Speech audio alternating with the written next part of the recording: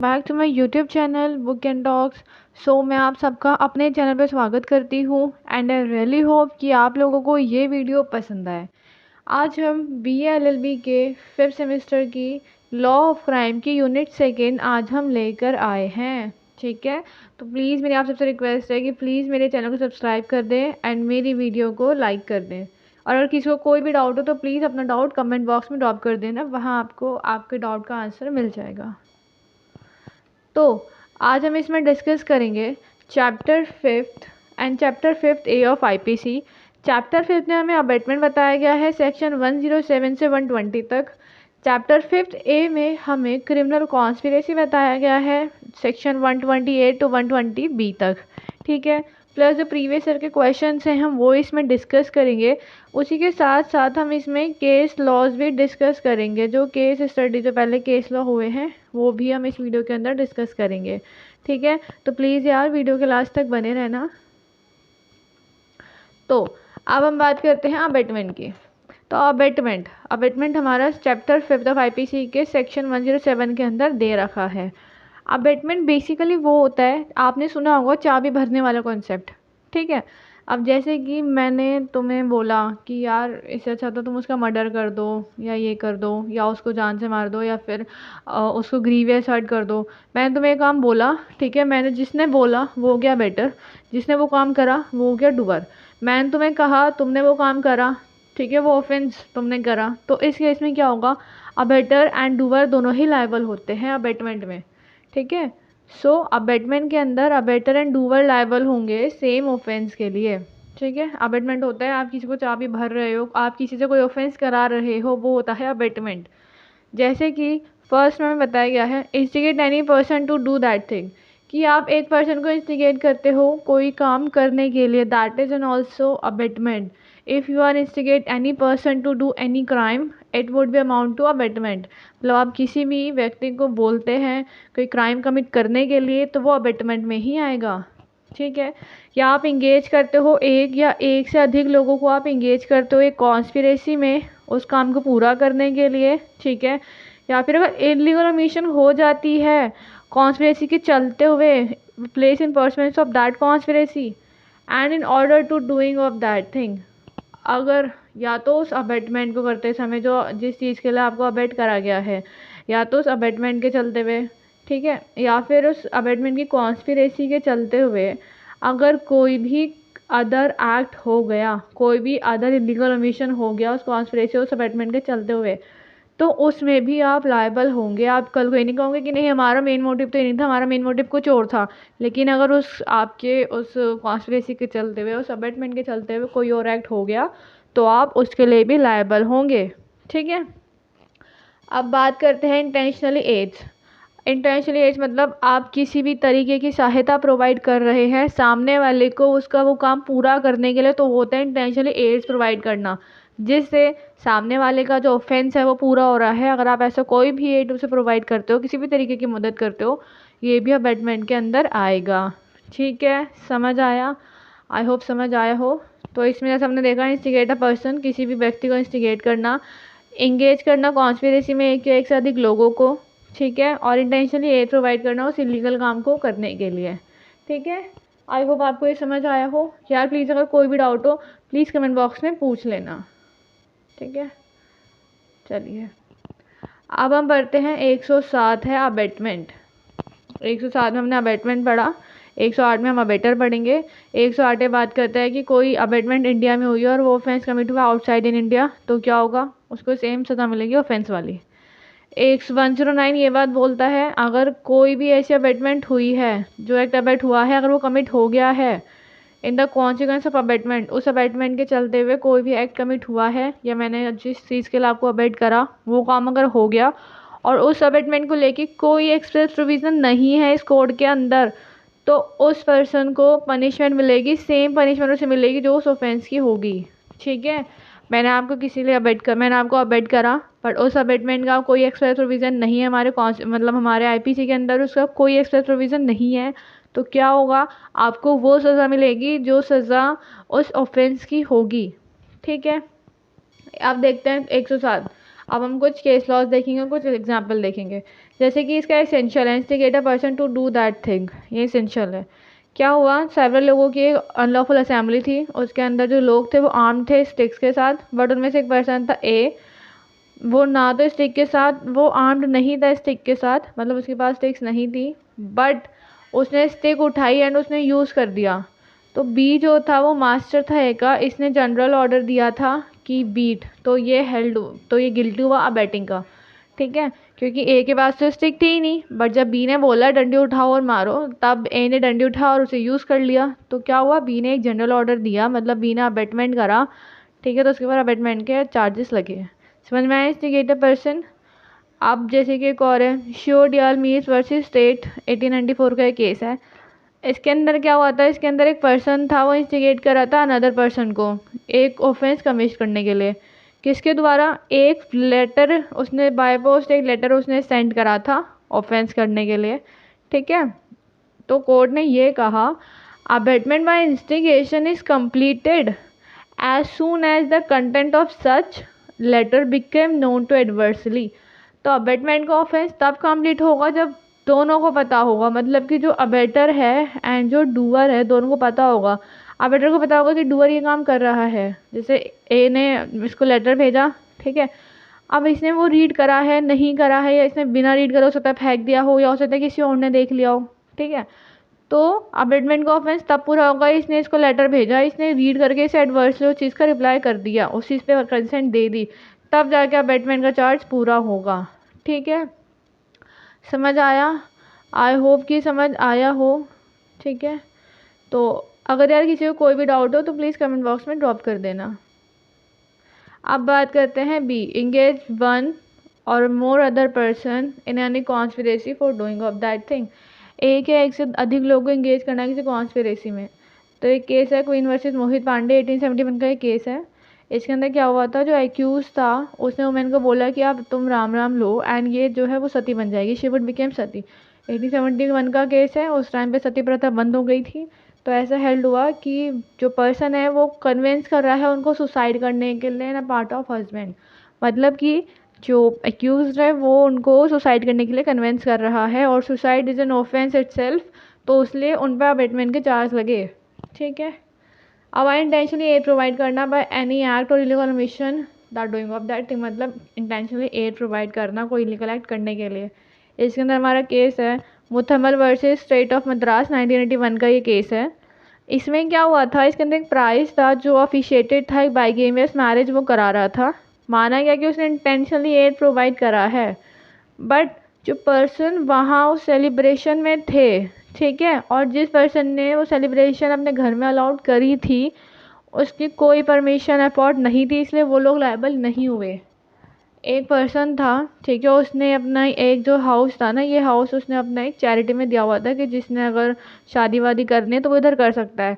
तो इस हाउस में वो किसी भी तरीके के चार्जेस नहीं लेता था, ना वो किसी भी तरीके की कोई फैसिलिटी प्रोवाइड करता था। ठीक है, इसलिए ये जो ओनर था वो लायबल नहीं हुआ, प्लस वहाँ पे जो लोग थे, वहाँ पे जो लोग प्रेजेंट थे उस टाइम पे शादी में, वो लोग भी लायबल नहीं हुए, क्योंकि ये लोग को भी नहीं पता था कि वो बाइगेमियस मैरिज कर रहा है, लेकिन पंडित जी को पता था कि वो बाइगेमियस मैरिज कर रहा है, उसके बावजूद वो उसे इंटेंशनली एड दे रहे थे। अब पंडित जी इंटेंशनली एड में क्या दे रहे हैं, हवन करा रहे हैं। शादी संपूर्ण तो तब होगी ना जब उसमें हवन होगा।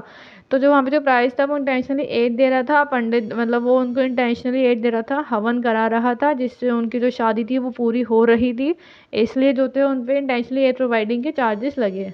ठीक है, आई होप आप लोगों को ये समझ आया हो।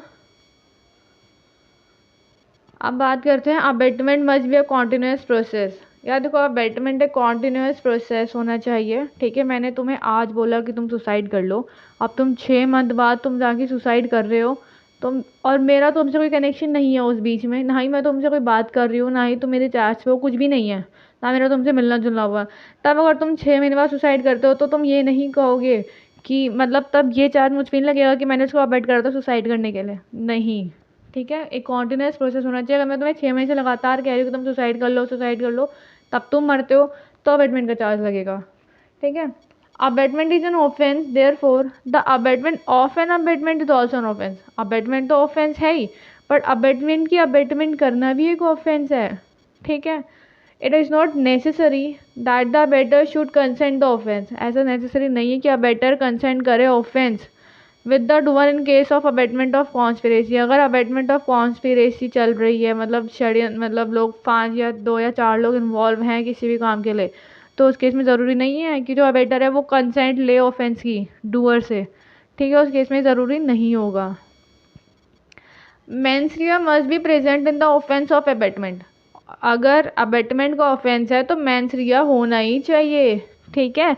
इसके अंदर केस आया था प्रमोद श्री टैलकोट वर्सेस स्टेट ऑफ महाराष्ट्र का ये केस था। इसके अंदर क्या हुआ था, सुप्रीम कोर्ट ने बोला mens rea to do an offence is sine qua non, मतलब कि it's an important element for doing conviction under 107 of IPC.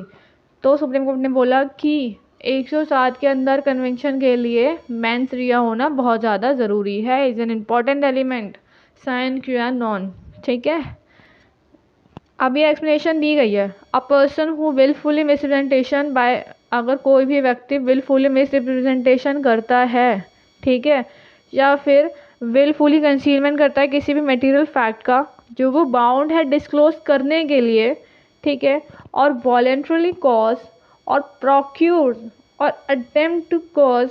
देखो यार, अगर आप बिहार एक्ट पढ़ रहे हो तो सबसे पहले ना वर्ड्स को तोड़ तोड़ के पढ़ना पड़ता है। आप कभी बिहार एक्ट को एक नॉर्मल बुक की तरह रीड करते हुए नहीं पढ़ सकते क्योंकि वो समझ नहीं आएगी, इसलिए, ठीक है। इसके अंदर क्या था, इसके अंदर ये है कि एक पर्सन जो था अपनी इच्छा अनुसार मिसरिप्रेजेंटेशन करता है या फिर कोई भी मटेरियल फैक्ट छुपा लेता है बताने से जो वो बाउंड है कि वो बताए, ठीक है, वो ये काम वॉलंटरली करता है तो उसे माना जाए कि उसने उस काम को करने के लिए इंस्टिगेट करा है।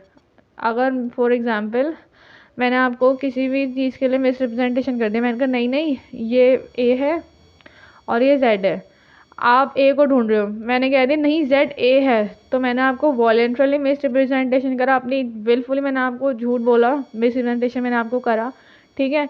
तो क्या हुआ, आपने जाके जेड को पकड़ लिया, ठीक है, और अगर आपने इसे पीट पाट दिया तो उस केस में मैंने आपको इंस्टिगेट करा, इंस्टिगेट के चार्जेस मुझ पर लगेंगे क्योंकि मैंने आपको विलफुली गलत इन्फॉर्मेशन दी या आपको विलफुली जो मटेरियल फैक्ट था वो मैंने आपसे छुपाया, ठीक है। एक्सप्लेनेशन 2 बात करती है या तो प्रायर या फिर at the time of commission, ठीक है।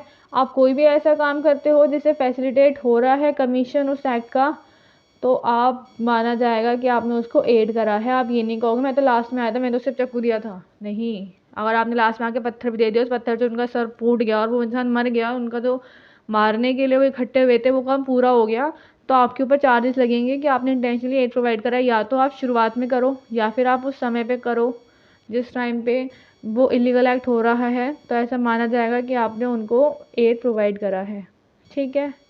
प्लीज़ कोई भी डाउट हो तो कमेंट बॉक्स में पूछ लेना। अब बात करते हैं 108 बात करता है अबेटर की। अबेटर कौन है, जो पर्सन अबेट करता है एक ऑफेंस के लिए वो है अबेटर, सिंपल सी बात, ठीक है।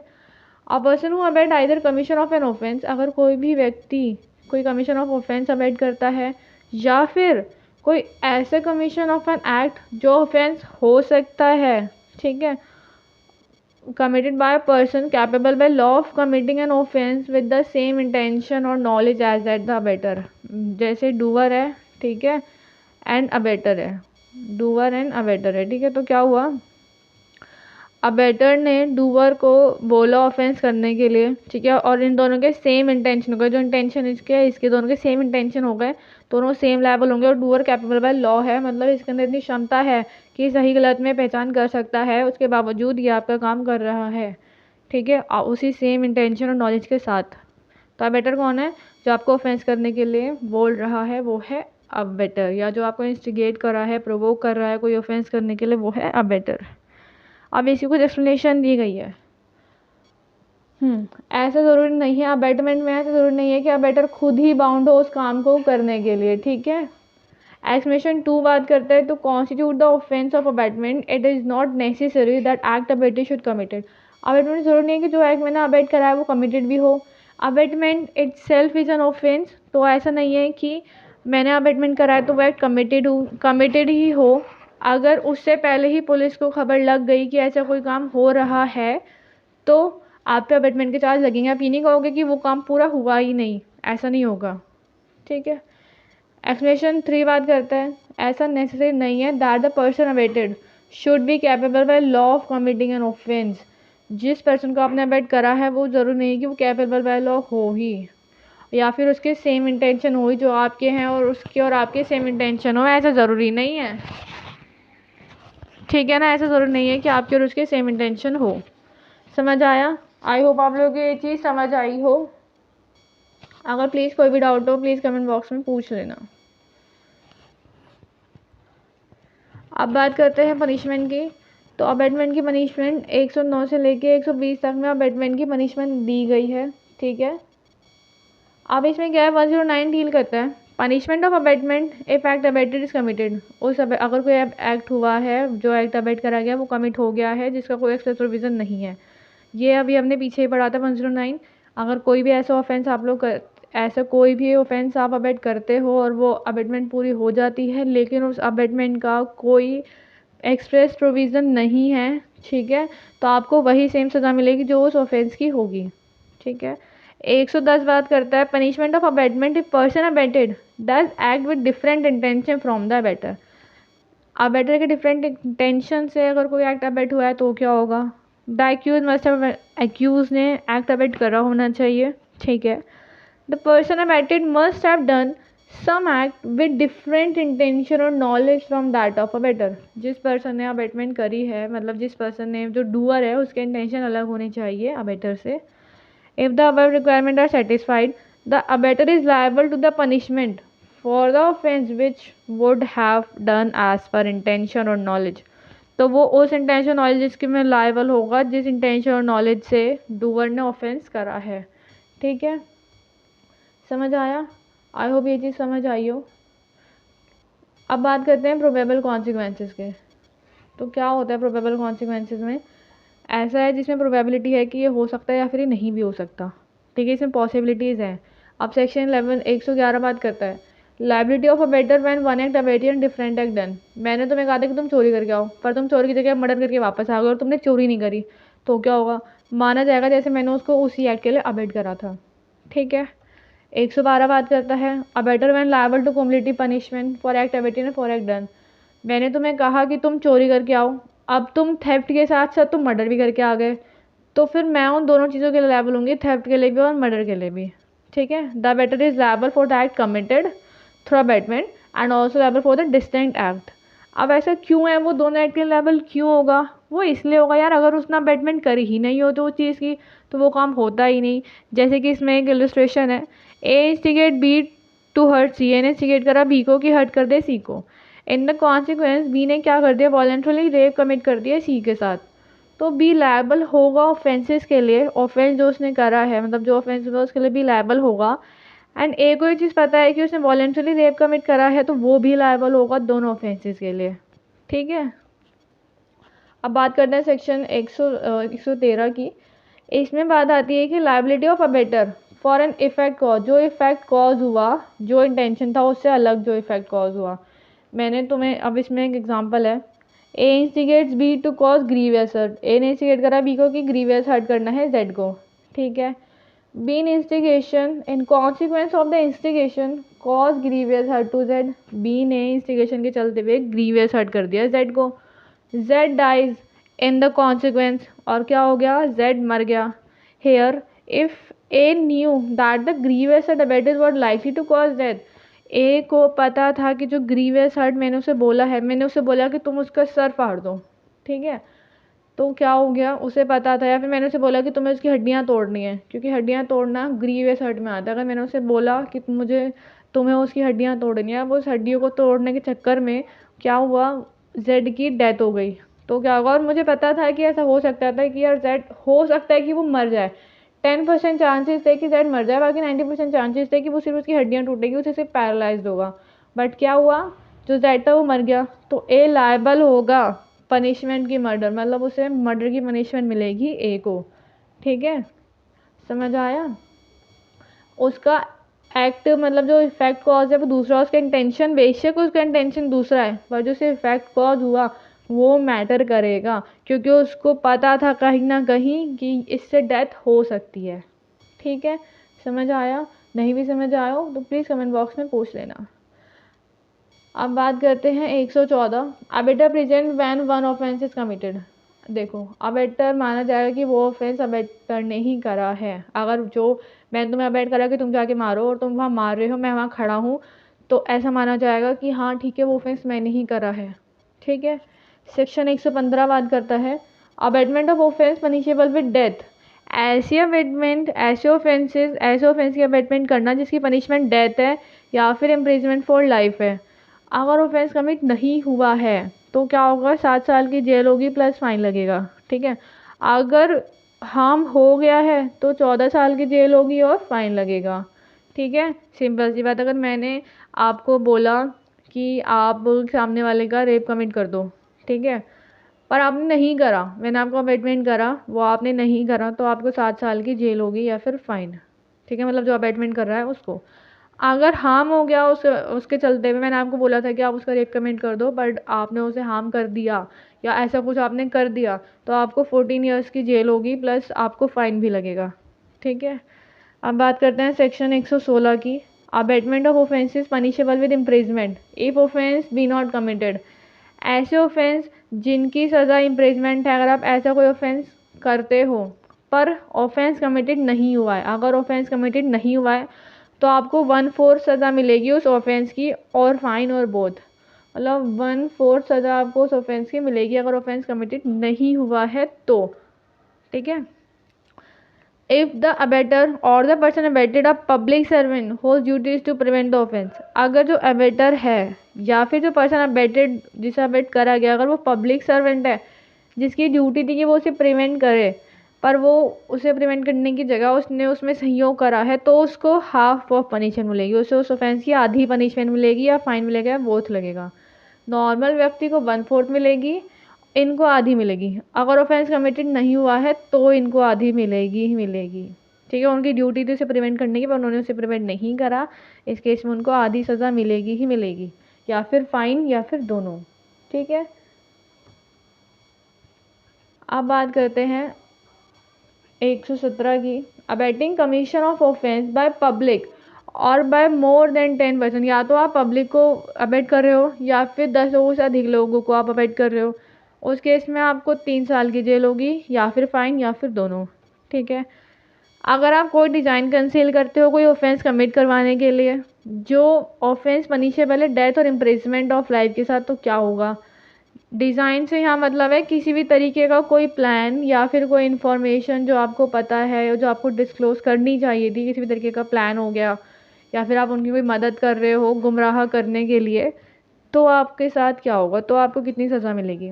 अगर ऑफेंस कमिट हो गया है तो 7 साल की जेल प्लस फाइन, नहीं हुआ है तो 3 साल की जेल प्लस फाइन।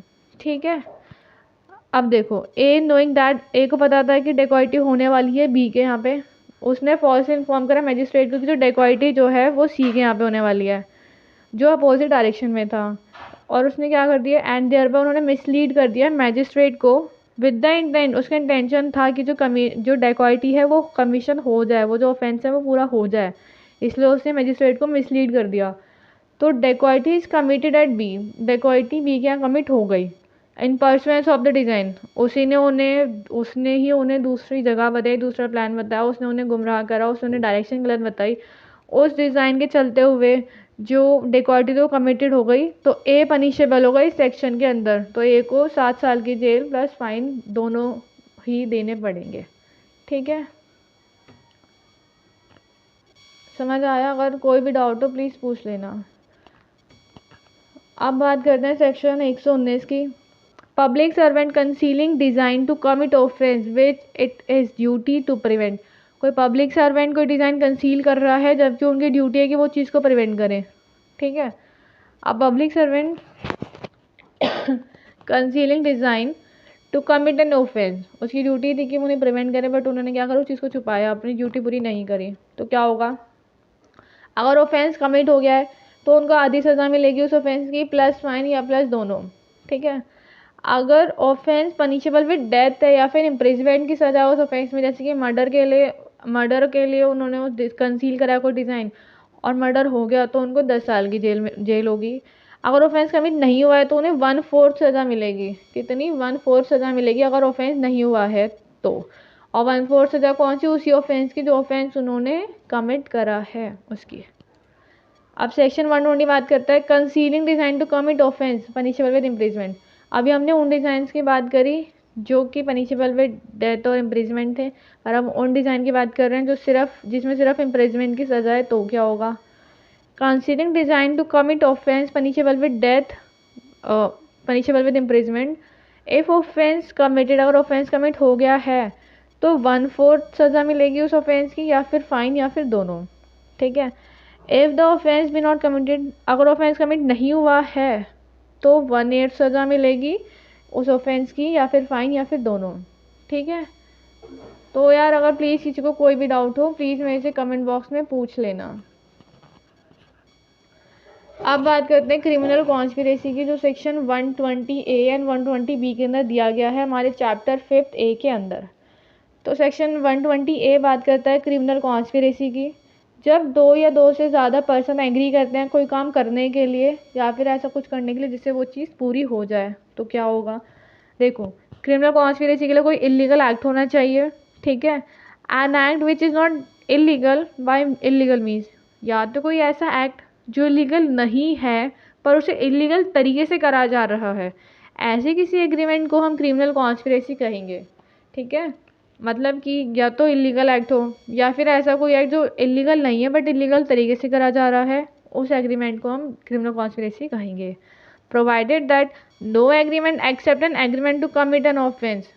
कोई हर एग्रीमेंट क्रिमिनल कॉन्स्पिरेसी नहीं है, सिर्फ वही एग्रीमेंट क्रिमिनल कॉन्स्पिरेसी है जिसके अंदर ऑफेंस कमिट करने की बात करी गई है। Unless some extent beside the agreement is done, अगर उस एग्रीमेंट के बाहर कुछ डन हो गया, या तो एक पार्टी से या एक से ज़्यादा पार्टी से जो उस एग्रीमेंट की पार्टीज थी, तो उसे भी क्रिमिनल कॉन्स्पिरेसी का हिस्सा माना जाएगा। अगर क्रिमिनल कॉन्स्पिरेसी में 6 पार्टियाँ एक साथ इन्वॉल्व हैं, 6 में से 3 पार्टी ने क्या कर दिया, उस एक्ट के बाहर कोई एक्ट डन कर दिया उस एग्रीमेंट के बाहर, तो वो भी उस क्रिमिनल कॉन्स्पिरेसी का हिस्सा माना जाएगा। ठीक है। अब इसमें एक्सप्लेनेशन है, ये मटेरियल है कि या तो इलीगल एक्ट आपका अल्टीमेट ऑब्जेक्ट है या फिर वो इंसिडेंशियल ऑब्जेक्ट है, ये चीज़ इमैटेरियल है। ठीक है। ये चीज़ मैटर नहीं करती है। ठीक है। यार प्लीज़ कोई भी डाउट हो प्लीज़ मुझसे कमेंट बॉक्स में पूछ लेना। अब इसके कुछ एलिमेंट्स हैं, इसके कुछ एलिमेंट्स हैं क्रिमिनल कॉन्स्पिरेसी की। 2 और मोर पर्सन्स होने चाहिए, कोई लीगल एक्ट होना चाहिए, लीगल एक्ट होना चाहिए लीगल तरीके से, या फिर एक एग्रीमेंट होना चाहिए ऑफेंस का। ये सारे हमारे एलिमेंट्स हैं किसके, क्रिमिनल कॉन्स्पिरेसी के हमारे एलिमेंट्स हैं। अब एक केस लॉ है, Mir Naqvi Askari versus CBI 2009 SC 43, supreme court का एक केस है। इसमें सुप्रीम कोर्ट ने बोला कॉन्स्पिरेसी प्रूव करने के लिए ऐसा नेसेसरी नहीं है कि जितने भी कॉन्स्पिरेटर्स हैं, अब ये 1 2 3 ये तीनों क्या है, ये तीनों कॉन्स्पिरेटर्स हैं, ये दोनों कॉन्स्पिरेसी कर रहे हैं। ठीक है। तो ऐसा ज़रूरी नहीं है कि कॉन्स्पिरेटर्स को सारी डिटेल पता हो, as long as they are participant in the object of conspiracy. It is also not necessary that conspirators participate from inception to its end. ये तीनों को सारी डिटेल पता हो ऐसा ज़रूरी नहीं है। ठीक है। कॉन्स्पिरेसी के अंदर, और ये भी नेसेसरी नहीं है कि ये लोग जो है स्टार्टिंग से लेके एंड तक उसके अंदर पार्टिसिपेट करें, बट जो जिस स्टेज पे कॉन्स्पिरेसी में था उसे उस स्टेज पे जो है पनिशमेंट मिलेगी। If there is unity of object और purpose, all the participators at different stage held guilty of conspiracy. तो जितने भी पार्टिसिपेटर होंगे डिफरेंट स्टेज पर वो गिल्टी होंगे कॉन्स्पिरेसी के अंदर, चाहे तुम स्टार्टिंग में कॉन्स्पिरेसी में आओ, चाहे तुम बीच में आओ, या फिर तुम एंड में आओ, लेकिन तुम उस कॉन्स्पिरेसी के पार्ट थे तो वो इंसान लायबल होगा उस स्टेज पर। ठीक है। और ज़रूरी नहीं है कि कॉन्स्पिरेसी के अंदर हर इंसान को ईच एंड एवरी डिटेल पता हो। ठीक है। अब बात करते हैं इसकी पनिशमेंट की। 120B के अंदर इसकी पनिशमेंट दी गई है क्रिमिनल कॉन्स्पिरेसी की।